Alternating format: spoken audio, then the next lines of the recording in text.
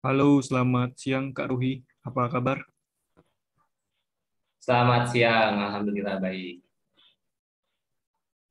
Baik Kak, dalam kesempatan kali ini kami ingin meminta Kakak untuk bercerita seputar pengalaman yang Kakak alami mengikuti OSN ataupun KSN.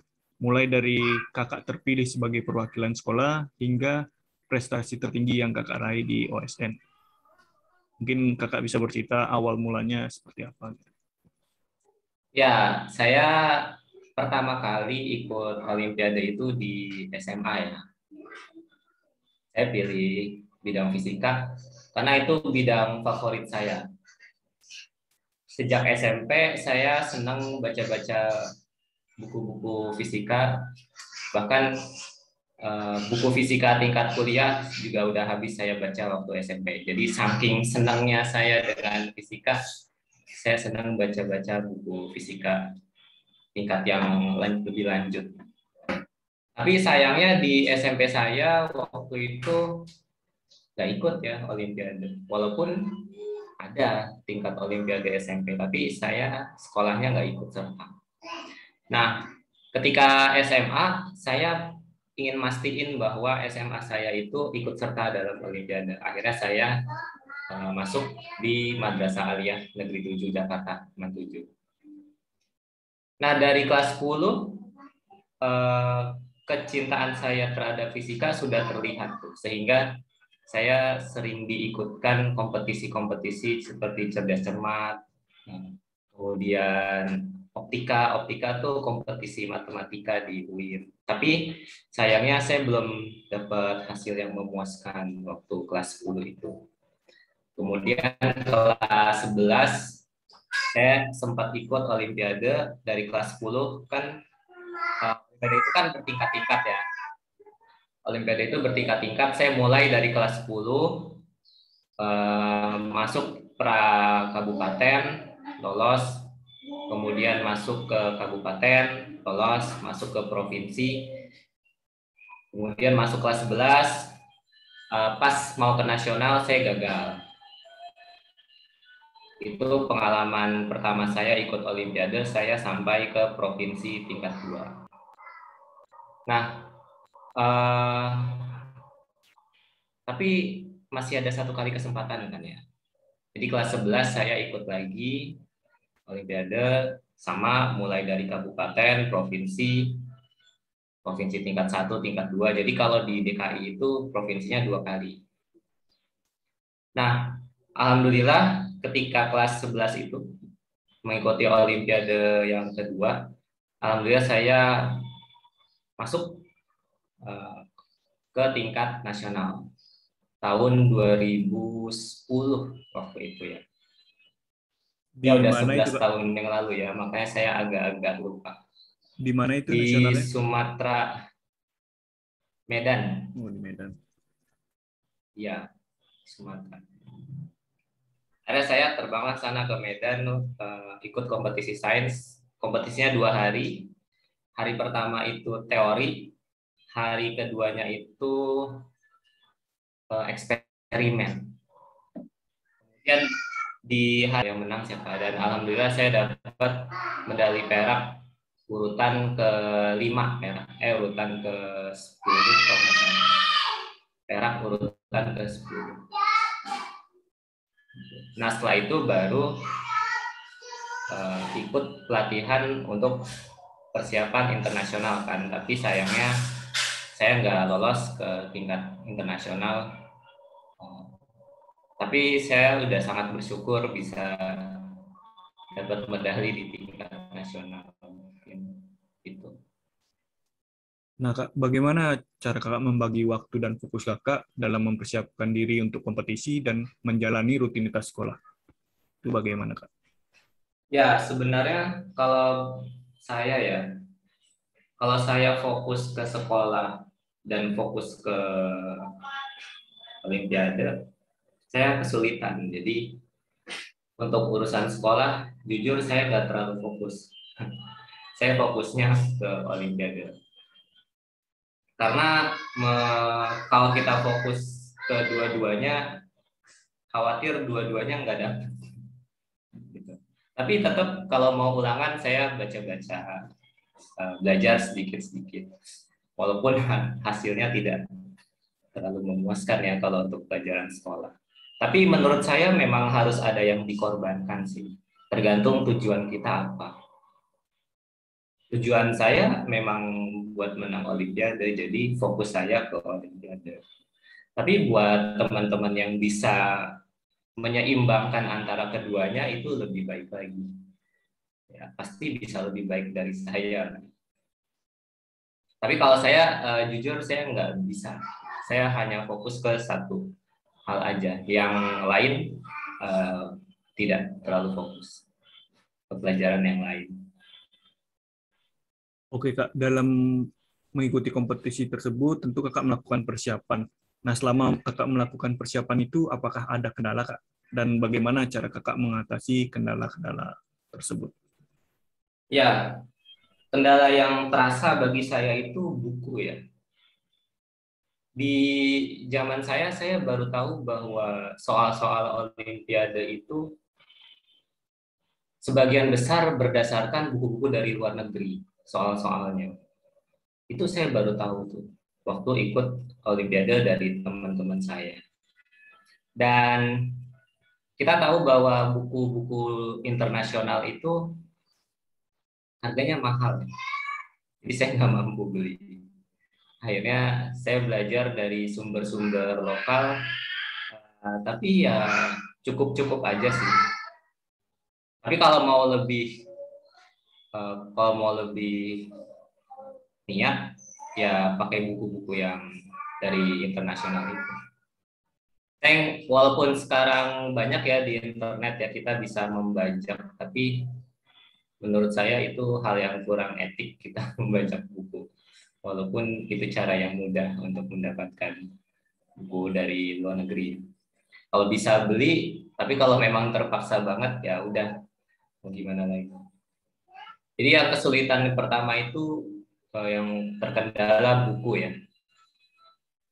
Kemudian pengajarnya juga waktu itu saya kebanyakan belajarnya otodidak. Mungkin kalau ada pengajarnya, step saya bisa lebih cepat dan lebih jauh kali mungkin ya. Jadi buku dan pengajar. Kalau sekarang alhamdulillah aksesnya jadi lebih mudah ya. Buku-buku juga udah banyak secara online juga udah bisa dibeli. Pengajar juga udah banyak, tinggal pilih aja. Di zaman saya masih agak sulit. Nah Kak, tadi kan Kakak bercerita terkait dengan pengalaman Kakak mulai dari tingkat sekolah hingga sampai mendapatkan medali perak di nasional.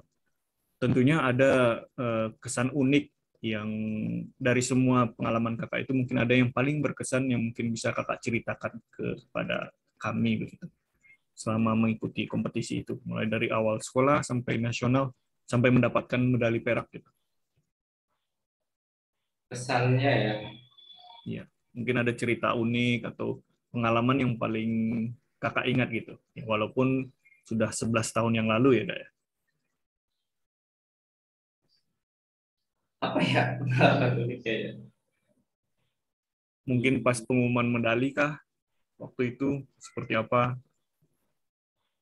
Iya, sebenarnya kan eh, sekolah saya itu belum pernah ikut Olimpiade ya sebelumnya ya. Jadi persiapannya juga kurang gitu dari segala macam sisi. Terus saya melihat teman-teman saya persiapannya tuh lebih bagus dari segi bukunya juga, mereka udah baca buku-buku yang high, sedangkan saya masih baca buku-buku lokal. Dan dari segi kemampuan waktu ikut pelatihan juga, saya rasa teman saya itu harusnya mereka lebih pintar dari saya ya. Tapi alhamdulillahnya saya yang dapat gitu. Entah karena saya nulisnya rapi atau apa, kan waktu itu kan saya yakin ya, juri itu kan manusia biasa ya. Kalau mereka itu melihat jawaban kita tulisannya berantakan, walaupun benar, saya berpikir bahwa itu juri mungkin dengan sifat kemanusiaannya akan mengabaikan jawaban itu, walaupun ternyata benar. Jadi makanya saya berusaha, walaupun saya nggak terlalu pintar-pintar amat, tapi saya berusaha untuk mengerjakannya serapi mungkin, sehingga bisa melihat jawaban saya secara runut, bisa lebih fokus melihat jawaban saya. Jadi mungkin itu salah satu faktor kenapa saya bisa dapat medali. Karena jawaban saya tulis serapi mungkin. Padahal saya lihat yang lain banyak yang lebih pintar dari saya, tapi sayangnya belum dapat medali. Jadi saya sebenarnya agak bingung juga, kok saya yang dapat gitu. Padahal kayaknya yang lain lebih pintar dari saya. Bahkan ada yang belajar sampai semalaman kan, nggak tidur. Besoknya kan mau ini nih tes. Ada yang nggak tidur belajar semalaman. Tapi dia dapat juga sih, walaupun di bawah saya dapatnya perunggu. Kalau saya sih tidur tidur aja. Jadi kan harus seimbang ya antara belajar dan istirahat, jangan terlalu banyak. Jangan karena terlalu ambisius akhirnya mengabaikan kesehatan, itu nggak baik juga. Kemudian saya juga sempat apa ya, berjanji gitu kalau saya dapat medali apapun itu, emas, perak dan perunggu, saya berjanji dalam hati mau menyedekahkan setengah hadiahnya buat orang lain gitu. Saya agak lupa deh itu janjinya saya tunaikan apa enggak. Tapi mudah-mudahan iya ya, karena itu jadi hutang bagi saya. Jadi saya saking ingin dapetin medali itu, saya bernazar setengah hadiahnya saya berikan ke orang lain. Seingat saya sih saya berikan ya, mudah-mudahan. Ya, mudah-mudahan Kak. Kalaupun tidak, sekarang saatnya diingatkan tidak.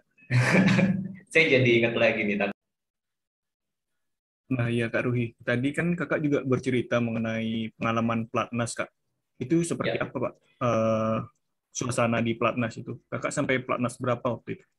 Mungkin bisa Kakak ceritakan pengalaman di Platnas bagaimana? ya waktu itu saya pelatnas di daerah Lenteng Agung ya, P4TK.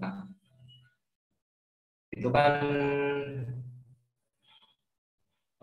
apa ya, sangat-sangat intensif gitu dijadwalkan dari pagi sampai sore. Itu kita disuguhin materi dan soal-soal, malam-malam juga dikasih PR harus dikerjakan. Ya apa ya, menurut saya saya agak nggak sanggup sih dengan belajar yang terlalu intensif seperti itu. Tapi ya memang untuk mendapatkan apa yang menjadi tujuan kita, semakin tinggi tujuan kita memang semakin berat apa yang harus kita lalui kan. Tapi saya cukup senang waktu itu ketemu teman-teman baru dari berbagai daerah. Ya, jadi setelah event Olimpiade Sains Nasional itu, saya ikut Platnas ya di daerah Lenteng Agung di Jakarta, tepatnya di P4TK. Di situ berkumpul 30 siswa kan ya, 5 emas, 10 perak, 15 perunggu. Dan ada juga siswa yang ikut Platnas tapi saya nggak kenal, itu mungkin yang tahun lalu ikut internasional kali ya. Nah, kalau fisika itu kebanyakan yang menang laki-laki ya. Dari 30 siswa, 29-nya laki-laki, perempuannya hanya 1. Kenapa bisa seperti itu, Kak? Ya, berarti fisika itu peminatnya laki-laki. Yang banyak perempuannya mungkin biologi ya, atau kimia. Fisika itu kan dia belajar tentang benda-benda mati ya, benda yang nggak punya perasaan gitu. Jadi memang kebanyakan laki-laki mungkin, karena perasaannya nggak ada. Kalau perempuan kan biologi ya, belajar tentang makhluk hidup, dan makhluk hidup kan punya perasaan. Nah itu opini saya sih, belum tentu benar ya. Maaf Menarik, itu, Kak. maaf itu kedengeran nggak ada suara yang nangis. Iya, tidak apa-apa, Kak. Terakhir nih, Kak, mungkin dari Kakak, adakah pesan yang ingin Kakak sampaikan kepada para peserta yang sedang mengikuti pelatihan saat ini, yang akan mengikuti kompetisi tahun ini? Mungkin ada pesan dari Kakak yang ingin Kakak sampaikan kepada mereka. Ya, pesan saya sih di dalam Olimpiade itu kan prosesnya panjang ya. Dari tingkat kabupaten sampai nasional itu nggak cuma sekali kita ikut kompetisinya. Jadi nggak kayak kompetisi sekali main langsung juara, nggak, bertingkat-tingkat. Maka yang penting adalah daya tahan kita. Apakah kita sanggup untuk bertahan sampai tujuan akhir? Jangan kita semangat di awal aja. Semangat di awal tapi lama-lama turun. Itu sebaiknya jangan. Justru semangat itu dibangun seiring dengan tingkat kompetisinya. Jadi kompetisi di kabupaten udah semangat nih. Di provinsi harusnya lebih semangat lagi. Di nasional lebih semangat lagi. Jadi yang penting itu daya tahan kita. Jadi jangan semangat di awal, tapi semangat sampai akhir. Nah terus caranya bisa semangat sampai akhir gimana? Ya mungkin belajarnya jangan terlalu dipaksakan ya. Dijadwalin mungkin belajarnya. Kalau sekolahnya dari jam 7 sampai jam 12 misal. Siangnya bisa istirahat jam 1 sampai jam 3. Terus jam 4 sampai jam 6 belajar. Lanjutin lagi jam setengah 8 sampai jam 9 belajar. Jangan belajar semalaman, besok tesnya jangan. Karena yang penting itu adalah seberapa sering kita belajar, bukan seberapa banyak yang kita pelajari dalam waktu singkat. Yang lebih penting adalah seberapa sering kita belajar dalam waktu yang lama. Kemudian bagi yang udah ikut pelatihan, ikuti pelatihannya dengan baik, tentor-tentornya dengarkan dengan baik. Kemudian kalau ada pertanyaan, kalau ada yang kurang jelas, silakan langsung berkomentar dengan tentornya. Mumpung ada yang bisa jawab pertanyaan kita kan. Kalau kita bingung, kalau kita nggak ngerti, bisa dijawab di saat itu juga. Nggak perlu kita cari lewat buku, nggak perlu kita cari lewat internet. Itu aja sih mungkin dari saya, yang penting daya tahan kita. Baik, Tapi jangan terima terlalu kasih. diforsir. Iya. Baik, terima kasih banyak Kak Ruhi atas sharingnya. Semoga apa yang Kakak sampaikan ini bisa menjadi inspirasi bagi para peserta yang sedang mengikuti pelatihan ataupun ingin mengikuti kompetisi tahun ini. Sekali lagi kami ucapkan terima kasih, sukses dan sehat selalu. Sampai bertemu kembali. Sampai jumpa lagi.